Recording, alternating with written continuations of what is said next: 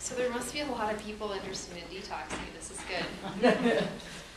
So the reason why I decided to do this class is, one, in the spring, if anyone's familiar with like Chinese medicine, when I was in chiropractic school, I learned acupuncture and studied Chinese medicine for quite a while. And one of the things to know about that is that each time of the year in Chinese medicine, they talk about it's a time for your body to kind of go into a natural state. And the springtime is the time in Chinese medicine where they talk about the body's natural ability to cleanse itself is enhanced.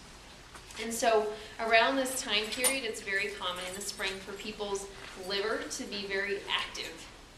When your liver is very active, remember, this is all Chinese philosophy, so it's very different, but I love Chinese medicine because a lot of how they think about things have been developed over thousands of years. So it's something that has been very effective for their culture for a very long time.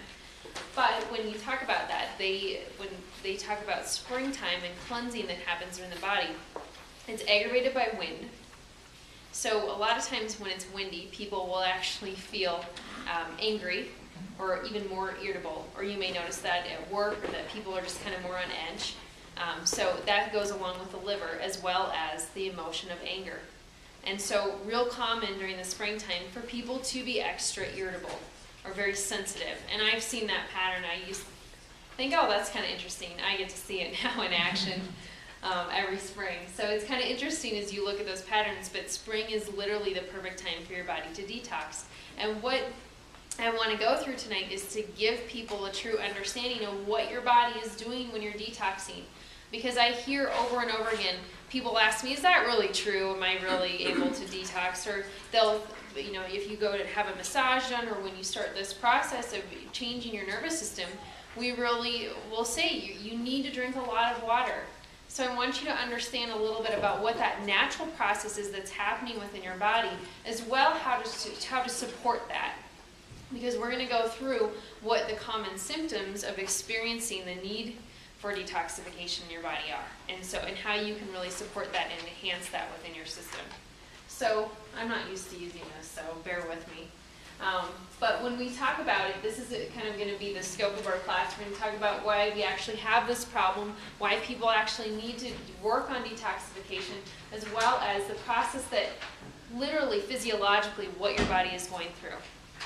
My goal tonight is I'm not going to get super in-depth with that, because we could talk about that for 5 hours, about what that whole physiological process is like, but I want you to understand the basics of it so we know how to support our system as it goes through that. So, as well as the other things that we can do from here.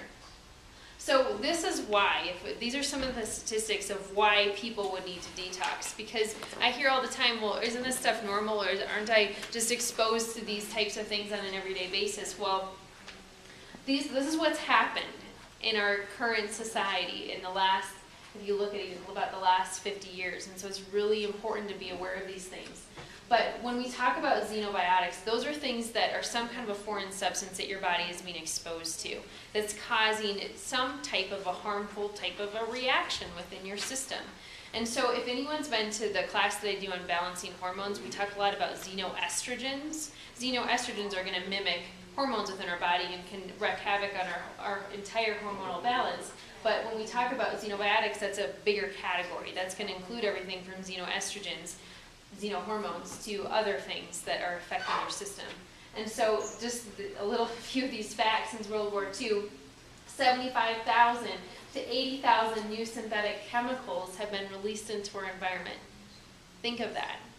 And now, I know when we look at this as a perspective, we can look at many different aspects of why this is, but this is one of the contributing factors that's leading to Americans having poorer and poorer health over time.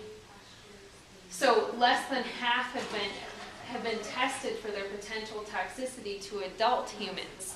Now imagine a child and how much smaller their body is, how much smaller their liver is, how much smaller their kidneys are, and everything that they have to process and what they're growing up with.